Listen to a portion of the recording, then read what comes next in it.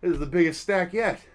So the Hellraiser series weighs in with the most issues of any horror icon that I've covered so far. More than Freddy, more than Jason, by more than twice as much as both. So what that means is there are 104 different comics that have the Hellraiser license attached to them. And that is across 19 different series. Now, technically, 3 of those series and 16 of those 104 comics are reprints of the other comics, but they are technically other comic series. They did contain just reprint material, but I'm going to cover them anyway because I try and cover every comic associated with any horror icon on this show. So, let's dive into this massive swimming pool from hell. The first comic books to feature the Hellraiser franchise began in 1989 from Epic Comics, where it was just titled Hellraiser issues 1 through 20. In this series, every single issue represented 3 separate stories having to do with the Lament configuration or Cenobites in some way, shape, or form.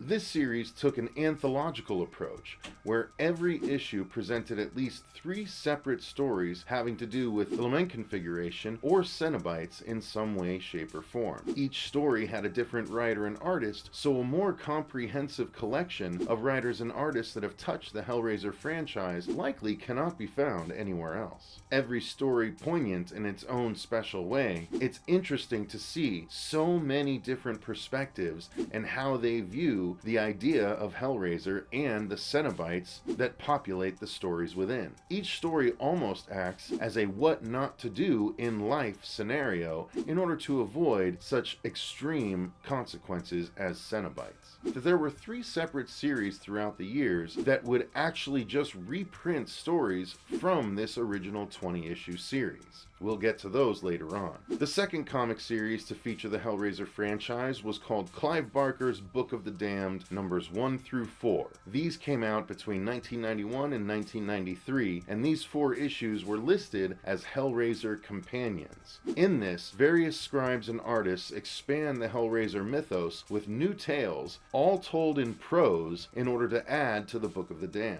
One issue even portrayed the journal of Philip LeMarchand himself, who was the first person to actually create the very first box, amongst others throughout his lifetime. Each of these 4 books were unique because they added to the Hellraiser lore in such interesting ways. They may not be the strict comic book format that people are used to, however, they're still just as interesting nonetheless. Like for part 2.